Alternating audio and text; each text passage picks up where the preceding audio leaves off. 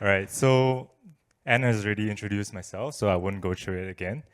I'll move on into what Youth for Environmental Sustainability is and why I'm here speaking about it.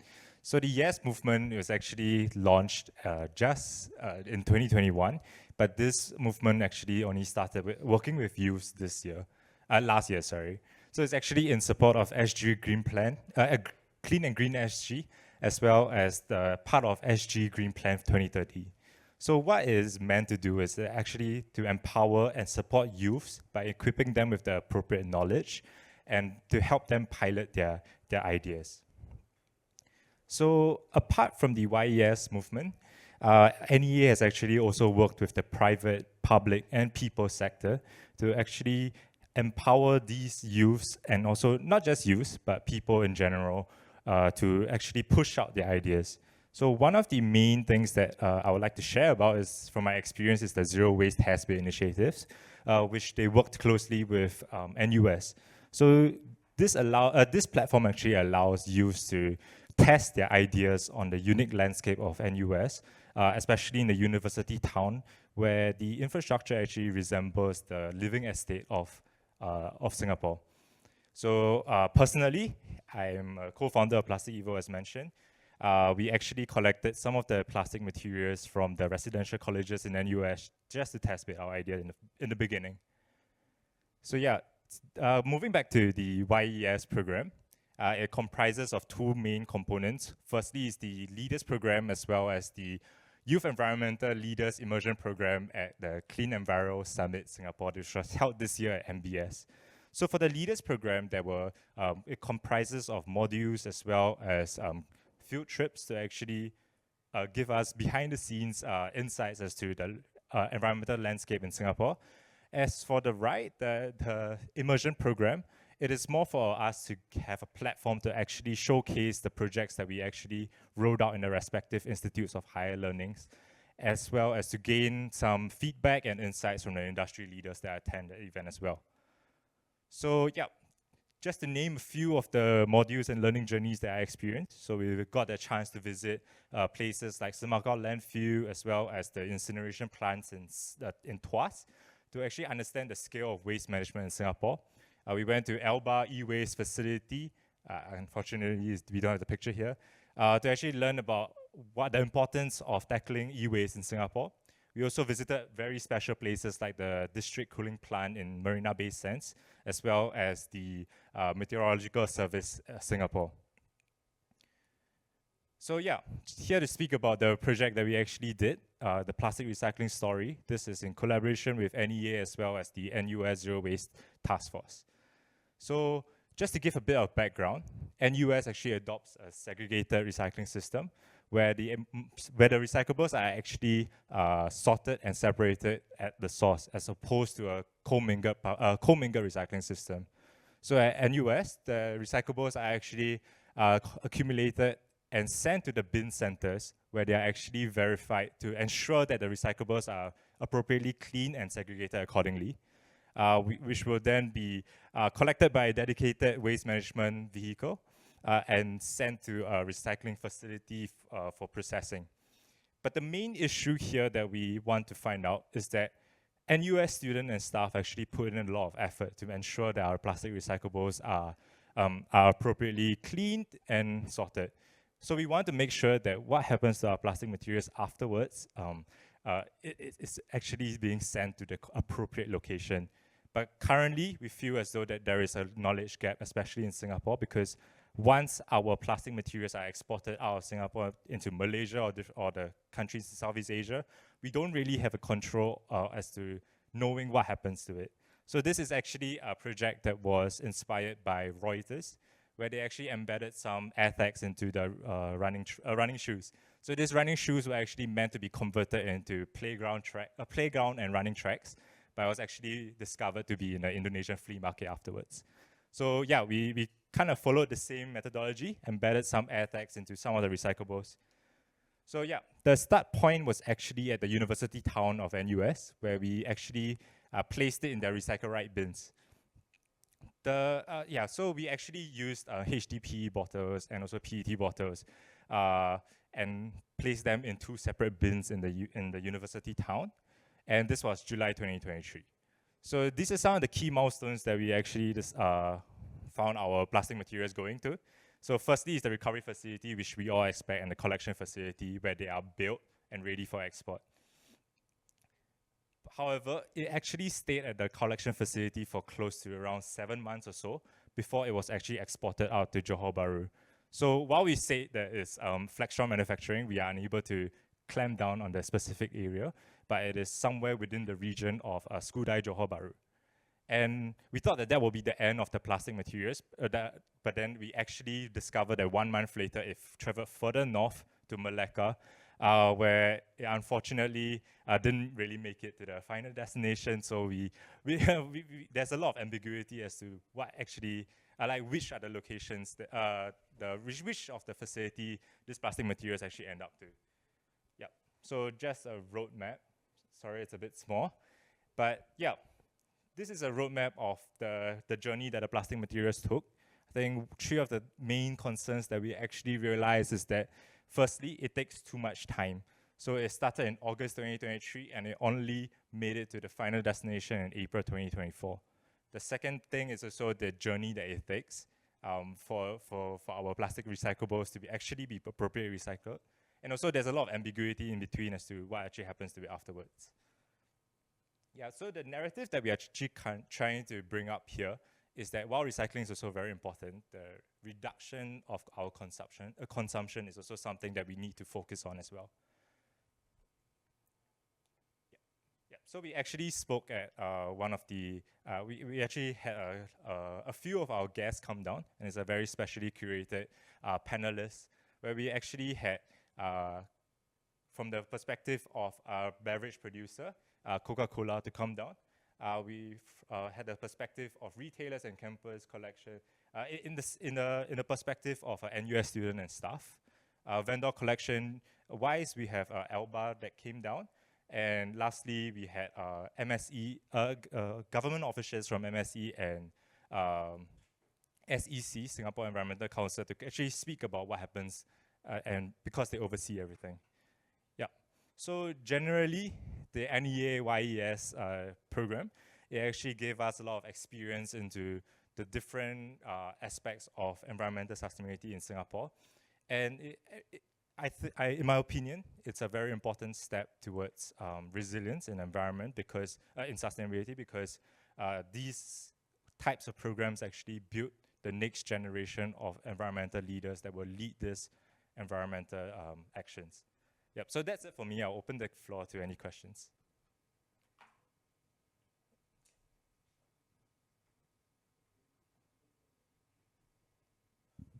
Hi. So it is just a little clarity I needed about your fantastic initiative, which is currently ongoing, right, with NEA. So once the student body comes to know that the total amount of plastics which you have collected so diligently does not go to a specific location, there's a huge knowledge gap. What are you guys thinking? I'm very curious about it, because students have very innovative ideas. And instead of having a very top-down approach from the leaders to the policy to the regulation, what are you thinking bottom up? Thank you. All right. So we actually realized that students don't really think about that perspective as for the life cycle of a plastic bottle. Not many people actually think about what happens to it afterwards. We are somewhat taking it for granted that it will actually go out to an appropriate facility to be recycled. But from the bottom-up approach, it will be to focus on local recycling solutions. So there are upcoming solutions like Megorium, for example, which actually converts plastic materials into road pavements. Yeah, so that is one of the biggest steps that we can take towards combating it by doing it locally. But just to share as well, because I didn't really get the opportunity to, We actually, NUS actually wanted to take this the next step to ensure that our PET bottles especially are actually going to the right facility instead of continuing it like this. So we actually really like deep dive into the recycling facilities in Johor Bahru, and we actually located one in Senai, in Johor Bahru. So this will be a facility that actually takes all the PET bottles. They can process up to 1 million PET bottles a day, and they are actively showing us that they are collecting it and doing the due diligence to process it afterwards. Yep. Any further questions? Hi. So you did a similar experiment to how they caught the Dow chemicals. Yes. And then CNA also did a similar experiment earlier this year as well, where they tracked where everything was going. But again, it really ends at like, it went to this facility. We don't know what happens afterwards. I'm curious, did you publish this data somewhere? Did you approach NEA afterwards to ask them what happens afterwards? And at any point, did you go to a segregation facility, not just where it ends up? And like, because you did the Alba e-waste recycling, you did the incinerator, and you did Samakau, right? But at any point, were you allowed to go to the segregation facility? Okay, to answer the first question, which was about the to address the CNA and the Dow investigation, I believe that the CNA investigation actually stopped at the recovery facility and the collection facility. Yeah, so this was a problem that we had when we were actually figuring out back in 2023. So we reached out to quite a bit of like partners, especially like SAMCOP or ALBA, to actually find out like, hey, do you know where these plastic materials end up? And they gave the same answer, which was that they didn't really have any control over what happens to it after it leaves Singapore, because a third-party logistics company will come to their facility and pick it up, and once it's exported, yeah, it becomes unknown already. So I think there was a bit of a misunderstanding. So the Tuas incineration facility, the Semakau landfill, is actually part of the NEA YES program. So this is not in direct relation to the investigation that we did. The segregation facility is actually done in the context of NUS and the recycling bins, where we generally, as a whole, as a campus, we adopt a segregated recycling system. But you've never been to a recycling facility, right? They haven't let you tour. Yeah, well, pretty much. Yes.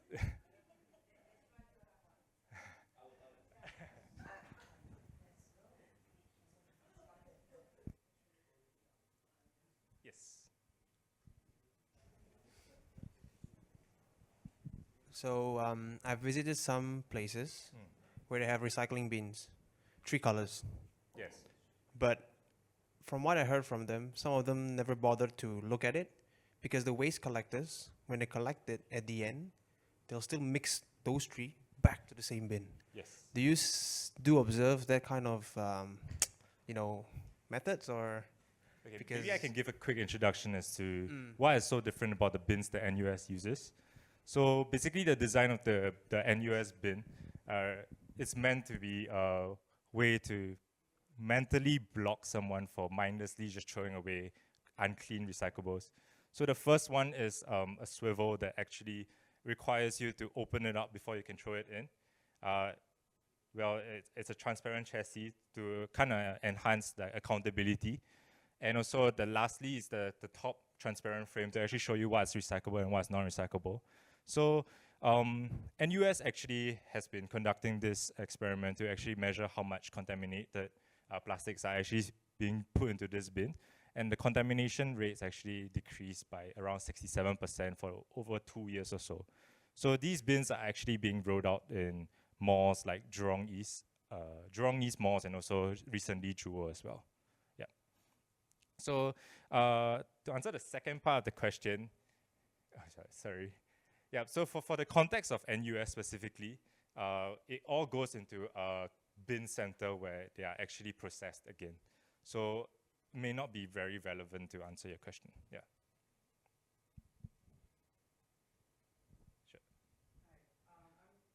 Oh, I'm Admiral from the Philippines, actually. But I'm curious as to your pillars and focusing on environmental, developing environmental leadership. And yes, is a response as well to Singapore's Green Plan 2030, correct? Yes. Can you share more about that? Where is the direction of yes? Do you plan to engage more other youth as well from other countries? Or, like that, we know how interconnected things are? So I'm not really an NEA man, like someone from NEA. So I can't fully answer that. But what I can say is that there are going to be subsequent cohorts of youths to actually roll out in more schools. I think they will also be going into different age groups as well, so the younger audiences as well. As for the overseas, I think it's a great idea, but I would not be in the right position to answer that. Yeah.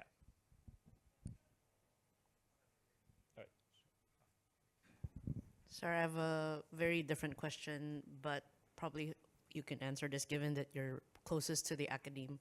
I'm not sure if there's an existing curricular specific in tackling sustainability and environment is there any? So currently, primary and secondary schools, they are actually trying to roll out more of these sustainability-focused curriculums.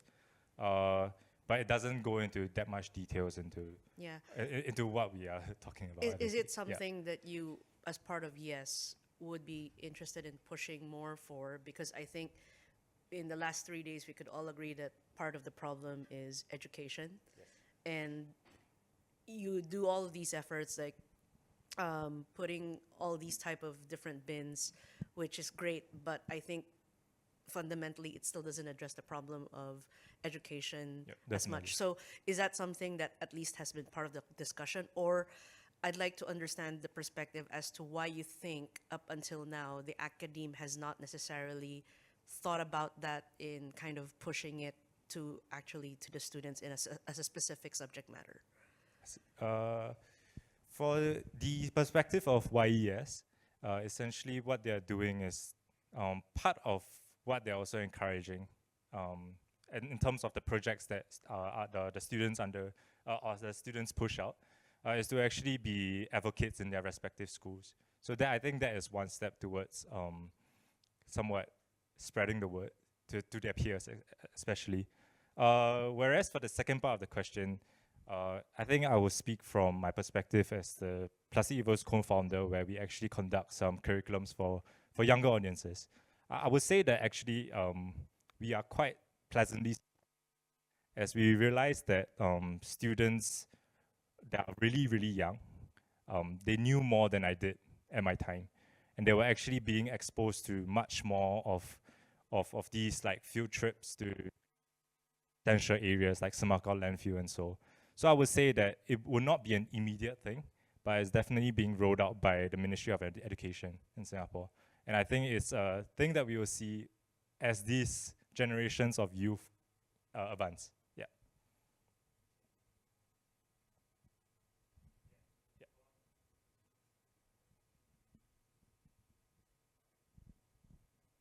Okay. So usually these kind of projects, right, where you save plastic waste and you see how the plastics are being recycled. Some of the players, they sell plastic credits. Yes. If you ever heard about it. So just curious about your thoughts on plastic credits. Does it really work, or it doesn't work? Yeah. I say that I wouldn't be in the right position to give the best answer. So yeah, preferably I would not. Yeah, I will not give a definitive answer. Yeah. Hi. One of the things I'm curious about, like I saw in one of the slides that like obviously you're trying to like connect with all of the different parts of the ecosystem, including corporate actors. Can you go a little bit deeper into that relationship and like, is it just like information sharing? Do you guys have specific projects with some of them? Yeah. Do you mean this slide specifically? I was like thinking of like the how you engage with Coke, but like yeah, maybe this one as well. With who? Sorry. With Coke. Oh, I see. Okay. Well. So, it's more about So, sorry, can you repeat your question? Yeah, sorry, I was saying, like, in those relationships, is it just about like information sharing, or do you have like other examples of work that you do, partnerships and so on? So NUS does have other partnerships. Coke is definitely one of them. So I think the partnership actually started quite a while back when F&N were actually in charge of the reverse vending machines, and they wanted to place them in NUS campuses to actually see the feasibility of it. So that's just one example of other collaborations that they have. NUS is very in touch with the industry of sustainability in general. They have a lot of partners, such as waste collectors and even like some producers. But Coke is one of the main ones because they are also actively trying to front Singapore's beverage return scheme. Yep. So this was actually just a perfect timing for them to actually speak about it as well. Yep. Any further questions? Oh yes. Hi, my name is Mia. I'm just curious. So, you put all these people together in a panel, right? Yep. Yeah. So, can you tell us a little bit about 2 takeaways for all these different parties as a result Yes, of sure. that discussion? Thank you. The biggest takeaway was about what it was revolving a lot around the beverage return scheme that was supposed to happen next year, which has been since delayed. It is more about like the thought process that goes behind what happens to it, and actually how they're going to engage waste collectors to be the one that actually connects the whole ecosystem. I would say that the biggest takeaway is the fact that, well, there's a few. I would say that the main one is that NUS also took heeded the advice of Coca-Cola to actually engage the same recycling facility in Johor Bahru as mentioned for the PET recycling. So that is what they will use to convert their PET bottles into rPET bottles. The second one would definitely be like the really long thought process of MSC and SEC, where especially when they rolled out the scheme where they charge for plastic bags in NTUC, and answering the questions of people as to how they actually derived that sum.